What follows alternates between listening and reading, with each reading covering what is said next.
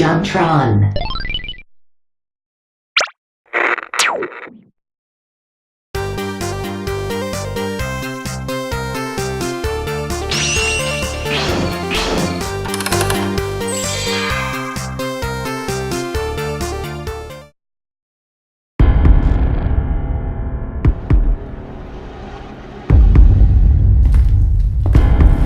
Master, I have returned from my mission.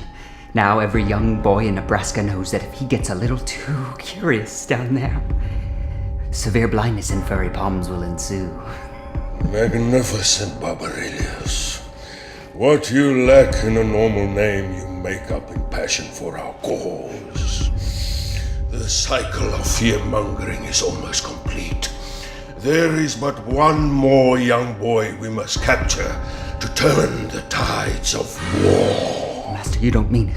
It's too risky. We don't have to... Silence, uninitiated one! It is a risk well worth taking. The time has come.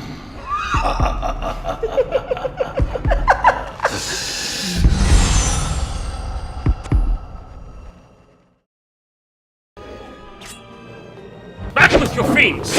Back to the realm of Molestrian! Wow. That was really great in this movie. I don't remember being in. Oh, no! I am losing the fight! I'm going down! You know what I feel like talking about today? Fear-mongering. It never goes out of style. From Reefer Madness back in 1936 warning us of the dangers of the demon drug marijuana, to the Red Scare keeping us away from those evil commies who could be your next door neighbor, to even the news media today with its endless upon endless mountains of scare campaigns. Every day it seems something new is encroaching on you, waiting to strike when you least expect it. Oh! Ah! Who are you? I'm Rich. Okay, could you get out of my house? Oh, yeah. Yeah.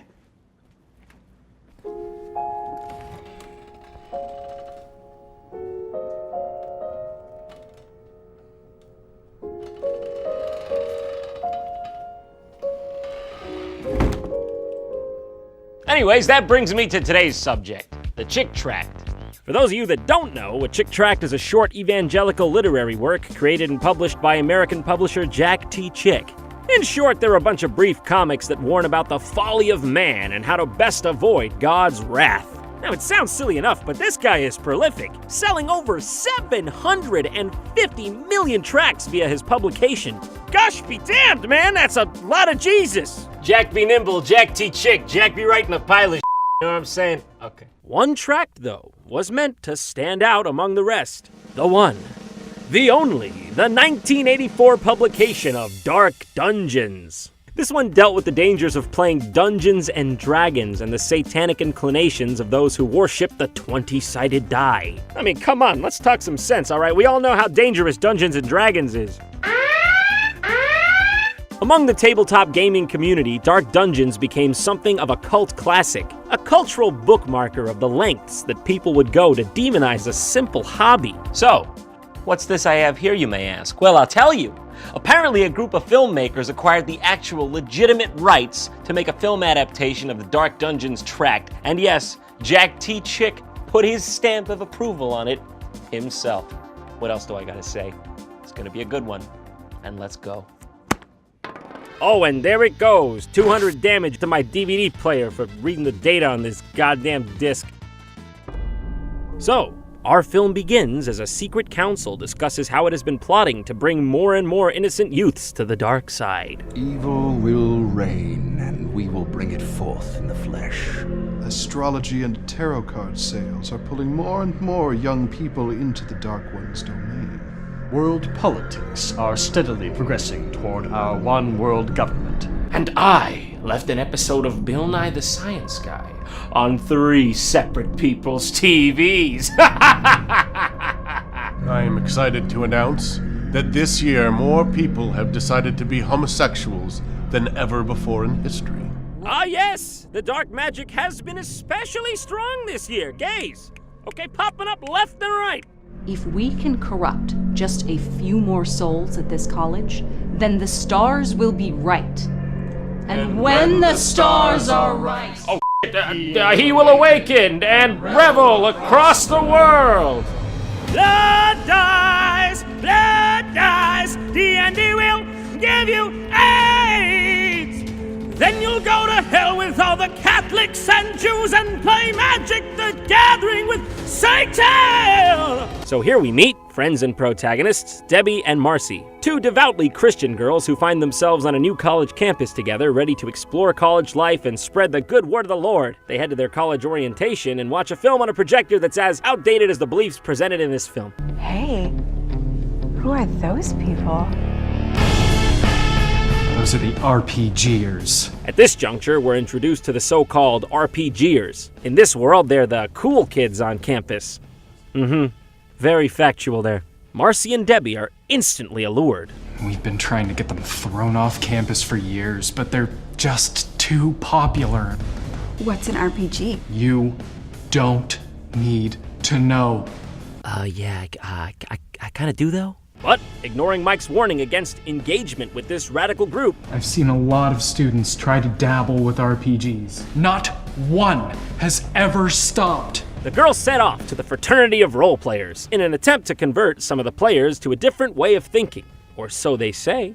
Come on, we've got to socialize. I guess you're right. If we don't go to this party, you and I would be spending all Saturday alone together in our dorm room. And how much fun could we have doing that? Not much, I guess. And not much you could do there. What could go wrong?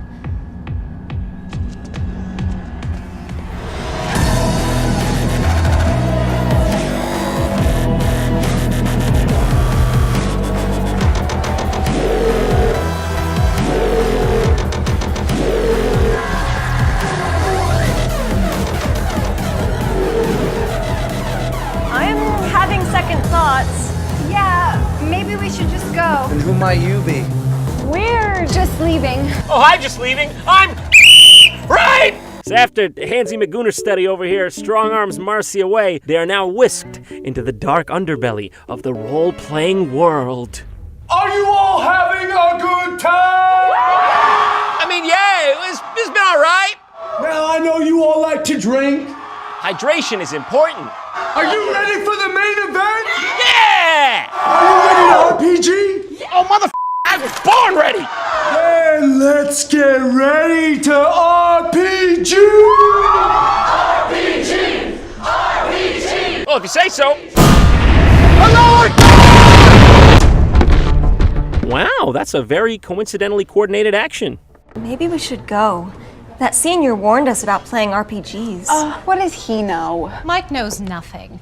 After all, what did he say would happen? Excuse me, who are you? Mike said that once we start, we won't want to stop. That's true of eating, drinking, and... Pringles, especially the pizza-flavored ones. Oh, look, here I go again. I hope you are not disrespecting Mistress Frost by refusing Calm down, Nitro. Yes, seriously, what the fuck? Calm down, dude. Go back to playing Flip Cup, huh? If they want to be a couple of chickens who go their entire lives without experiencing the unrivaled thrill of an RPG, that's their business. We're not chicken. Then prove it by playing. Also, I'm gonna need a DNA sample from each of you, and a picture of what you think a chicken is. Just to make sure we're talking about the same thing here. So, the girls fall victim, and the mysterious lady, who is definitely college-aged and the correct demographic for role-playing, introduces them to their new alter egos. You are Blackleaf, the thief who is to the night as the day is to the shadow. Shadow? The shadow. The shadow. Yeah, Shadow. Heard you first time. Shadow. Got it. Got him. You shall be Elfstar, cleric and possessor of the real power. What is the real power? Yeah, how come, excuse me, why does she get the real power? What is the real power exactly? It sounds better than whoever I got. Shadow? Yeah, Shadow's not as good as real power. Now, let the games begin, and may your roles be ever natural. Huh? Okay.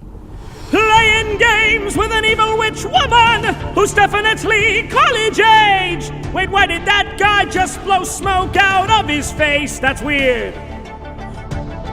When you die in the game, you die in real life, except you don't. You go back to your dorm and play some GTA 5. Uh-huh. All right, whatever.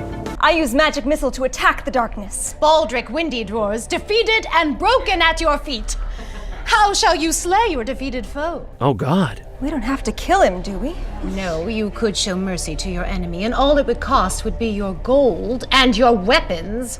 My cold, dead, gauntlet dastardly witch! I will slay the helpless foe. I have no mercy. I am chaotic neutral. Excellent RPGing, Debbie. I stab him with a poison dagger. You want it? Huh? You want it? Then take it. Take it! Take it! You know, it was all cool and good, but after that, I don't think this could be the same anymore. That was the best RPGing I've seen in 15 years. And I'm only 15! Or at least that's what the crack in my brain made my brain say to me. What is this?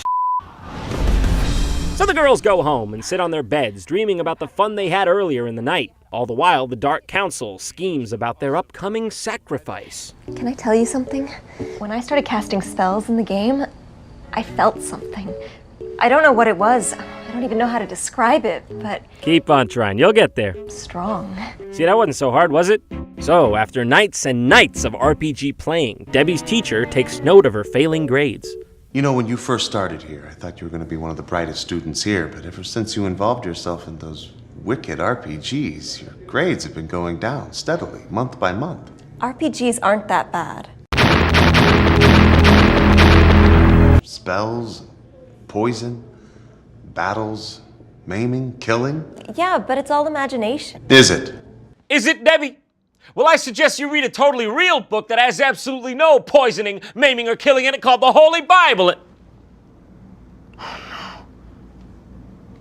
When that book done got that. Quit the RPGs, Debbie. It's your only hope.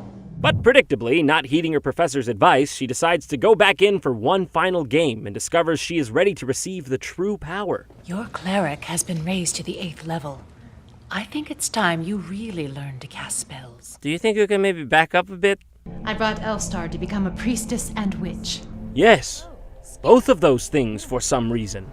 Wait, hold on. That's what RPGing does? That's what it gives you? Well, that's awesome. I gotta get on that right now. So Debbie uses her newfound real powers to get an A+ on her paper. Oh, and now she dresses like Morticia Adams, by the way. And some weird like this goes down. I think your hands are perfect for spell casting. So delicate and small. Ew. Hello, Mistress Frost. Enough chit-chatting. We have important matters to discuss. The evil undead Lich Zycon is attempting to reach the gate. Mistress Frost? Yeah, I'm gonna let you finish, Elvira, Mistress in the Dark. It's all good about the evil Lich, but first check out my high-scoring Flappy Bird.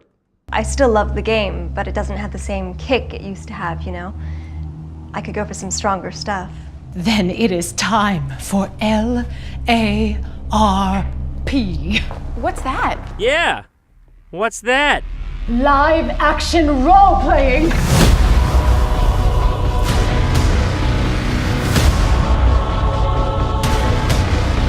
Block your Thunderbolt. 3,000 in a critical. Dark out critical. Thunder!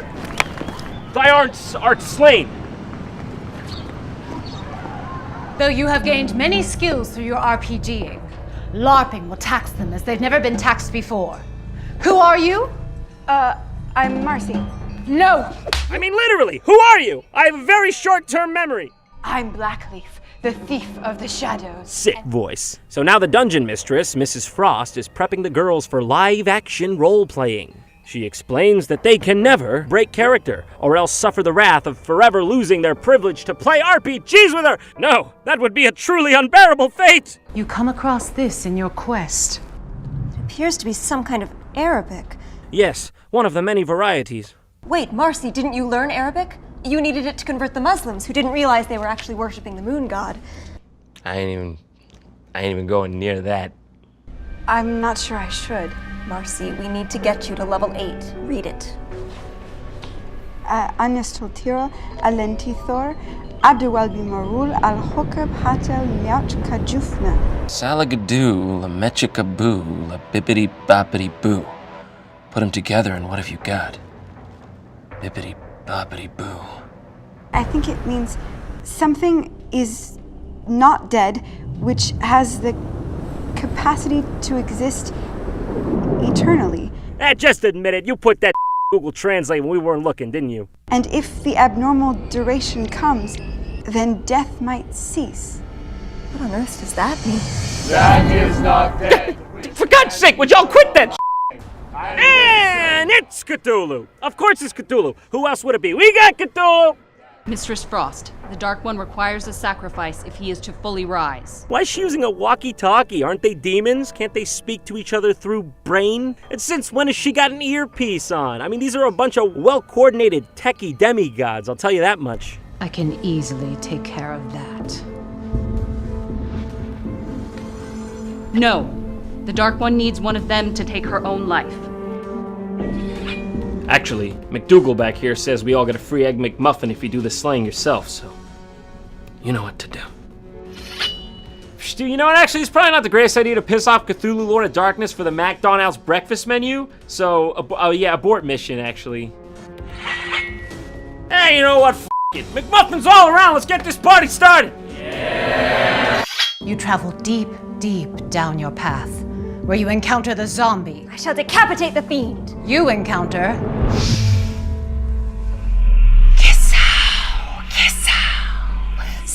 Who now? Excuse me. What's my one again? I am Tiamat. How are you doing that with your voice? That is not an adequate answer to my question. I am Legion. Stop that right now! If you act, you will be breaking character. Oh God, anything but that! So, Debbie comes to the conclusion that she must betray Marcy as not to break her character, and Marcy is declared dead from the game. Marcy, get out of here. You're dead. You don't exist anymore. So just walk away. My God, this is gonna be really awkward when they get home into their dorm tonight. No! Oh yeah, that's awkward. Marcy, you didn't have to do that. Yeah! No, you really didn't. This whole thing wasn't really a big deal, honestly. It's my fault Blackleaf died. I can't face life alone. So yes, Marcy actually hangs herself over exile from the RPG, and well, fun fact about this frame, it's actually ripped straight from the original Chick Tract, right down to the formatting and the font of the text. Now that's how you do an adaptation. Take note of that, Dragon Ball Evolution, you anomalous wretch in need of euthanization. I can't get Marcy out of my mind. How could she do something like this? It would have happened sooner or later. All she was good for was reading the Necronomicon and summoning Cthulhu. Come on, that's it! That's all she was good for. Being upset that she caused her friend to commit suicide, as one does, Debbie gets even more fired up and plays right into the hands of Mrs. Frost. So logically, she goes into the nearby steam tunnels and starts casting spells at bat sounds. And also she encounters a poo-poo monster that tries to eat her. I don't want to be eaten! Oh, I feel that! Debbie, why don't you just give up? Oh gosh, the ghost of Marcy is back. It's a miracle. It's your fault. I'm dead. Okay, even if that were true, little subtlety take you a long way. Oh, Marcy, I'm so sorry. Why don't you come join me? I will, Marcy. I will. In hell. It's one big party, and all your friends will be there. Oh yeah? Well, that sounds an awful lot like what a disguised Satan would say. God help me! God help me! Hey, Debbie, what's wrong? Well, it's a bit of a long story. Has your friend ever hung herself because you killed her character in Dungeons and Dragons? Evil without end is about to descend upon the works of man. And none of my RPG tomes have the answer how to stop it. Been there, girlfriend. Debbie, I told you. Jesus is the only answer. Using RPGs to fight evil will never work. Because RPGs are evil, Debbie. Amen. So now with the help of Deus Ex Machina Mike, Debbie is taken to the one man who can help her rid herself of the evils that now infest her soul because of the tabletop dungeon crawler. The local pastry. The local pastor. Hey, could have fooled me. Only difference I see between two is one of them's real yummy. You know what I'm saying? Jesus sets us free from the bondage of witchcraft. Gather up all of your occult paraphernalia. Your rock music, occult books, including those by C.S. Lewis and J.R.R. Tolkien. Although I will be given a pass on the works of George R.R. Martin because me, Jon Snow is just a total goddamn heartthrob, and you know it. If you doubt the occult nature of these books, just take a look here. No kid should be going through a wardrobe into a winter wonderland having dialogue with a talking lion! That's witchcraft! But don't just throw them away. Burn them. Yes, burn them! The smaller the chance of an unbiased peer-reviewed study, the better! I need help. My life's a mess. Help me. So Debbie gives in to the power of the Lord and asks to be absolved of her inner demons. Debbie! Think of what you would be giving up. Do you really want to lose all your weapons and gold? Debbie, for God's sake, the man is speaking reason! Listen to him! You are nothing without the game! All right, cool it. Jesus, I repent. I want you to be in charge of everything, not that lousy RPG manual. Hey, you watch what you're saying about Emmanuel! He's pretty cool. Now, back at base, the demon computing systems are going off the charts because Debbie renounced her role-playing character. The stars are no longer right. Why are the stars no longer right? The systems are malfunctioning! John is clocking in at a whopping 3:19! What did you do? See you, Cthulhu. Nice to know you. Nice to see you. Abity, what the f*** is this? And so with that, balance is restored. And whoa! Holy crap! Was that necessary? Okay. And the film ends, how else, but with a mass book burning. Beautiful. Thank you, Lord, for setting me free. That is word for word how the comic strip goes, and it even makes mention to the specific works of C.S. Lewis and J.R.R. Tolkien, which makes it so much better that it's actually in the movie. Now, you can argue that this movie didn't take this or these topics seriously, but the writer of the original work did, and this is a true adaptation. So that makes this movie legit, and that's all that matters to me. So everyone, thank you for going on this wonderful journey with me. Good night, and God bless America's secular society. Yeah? Maybe? I don't know. You guys want to see a cool sword trick? No. Oh, crap.